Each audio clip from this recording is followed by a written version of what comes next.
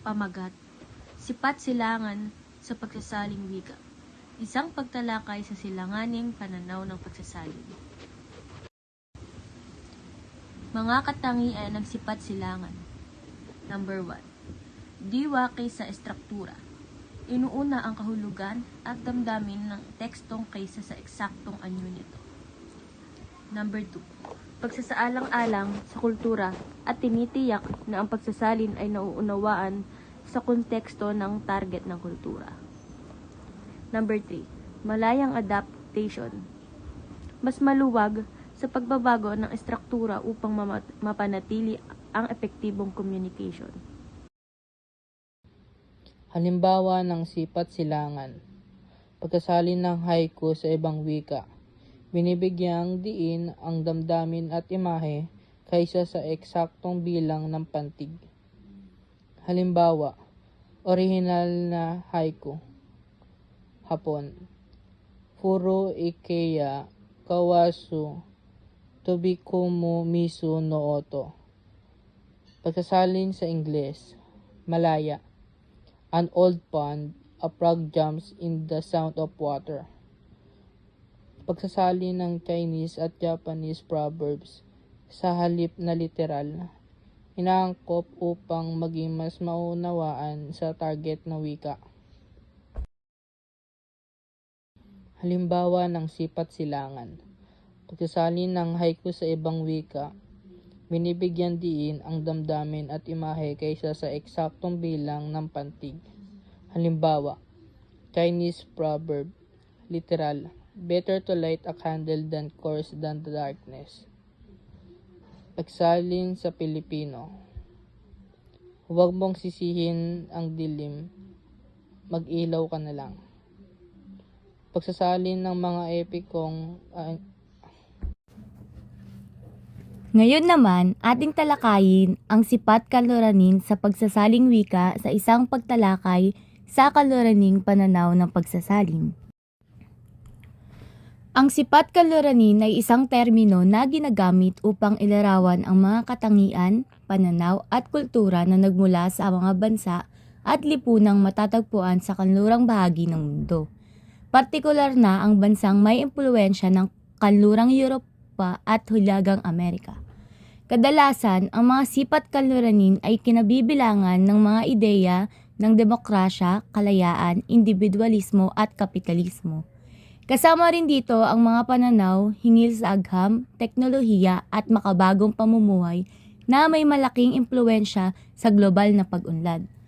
Sa kasaysayan ng mga sipat kaluranin ay naging dominante pagkatapos ng panahon ng mga kolonyalista at ng pagtatanghal ng mga ideya ng Renaissance at Enlightenment. Ang sipat kaluranin ay isang estilo ng pagsasalin na mahigpit na sumusunod sa orihinal at kahulugan at estruktura ng teksto. Ilan sa mga halimbawa nito ay pagsasalin ng Biblia, King James Version, pinanatili ang eksaktong kahulugan mula sa Hebreo or Greek. Next naman is pagsasalin ng Shakespeare, sinusunod ang orihinal na anyo, tula at sukat. Next naman is legal at medical na dokumento. Nangangailangan ng mataas na katumpakan upang maiwasan ang maling interpretasyon. Sa kabuuan, ang sipat kaluranin ay isang tapat at eksaktong paraan ng pagsasalin. Mga kilalang personalidad sa kaluraning pagsasalin. John Dryden, ipinakilalang tatlong uri ng pagsasalin. Una, metaphrase, salita sa salitang pagsasalin. Pangalawa, paraphrase, mas malalang pagsasalin na may adaptasyon. Pangatlo, imitation, malikhain at malayang interpresyon ng teksto. Alexander Fraser Tytler, tatlong prinsipyo ng pagsasalin. Una, dapat ibigay ang buong kahulugan ng orihinal. Pangalawa, dapat magkaroon ng parehong estilo at tono. Pangatlo, dapat madaling maunawaan ang mambabasa. Mga hamon sa sipat kaluranin. Una, pagkawala ng emosyon at estilo. Hindi lahat ng wika ay may eksaktong katumbas ng damdamin at tono. Pangalawa, hindi natural ang daloy. Ang mahigpit na pagsunod sa orihinal ay maaring magmukhang pilit sa target ng wika. Pangatlo, pagsasalin ng idioms at colloquial terms. Mahirap isalin ng literal ang mga ekspresyon.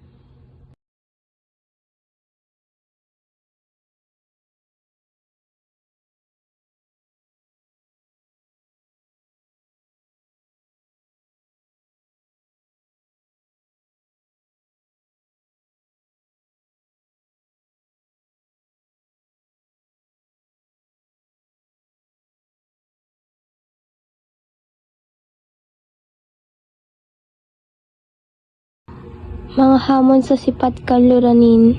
Una, pagkawala ng emosyon at estilo. Hindi lahat ng wika ay may eksaktong katumbas ng damdamin at tono. Pangalawa, hindi natural ang daloy. Ang mahigpit na pagsunod sa orihinal ay maaring magmukhang pilit sa target ng wika. Pangatlo, pagsasalin ng idioms at colloquial terms. Mahirap isalin ng literal ang mga ekspresyon.